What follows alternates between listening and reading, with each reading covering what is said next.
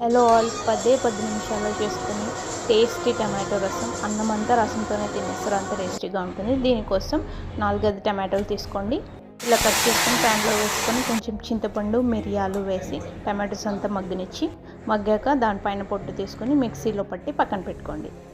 ఇప్పుడు ప్యాన్ తీసుకొని 2 table spoon oil, జీలకర్ర, ఆవాలు, ఎండుమిర్చి, వెల్లుల్లి, పసుపు, ఒక ఆనియన్ వేసుకొని అలాగే కొంచెం ఇంగువ కూడా వేసుకొని ఫ్రై చేయండి. ఇవన్నీ ఫ్రై అయ్యాక మనం ముందుగా మిక్సీ పెట్టుకున్న టమాటో రసాన్ని వేసుకోండి.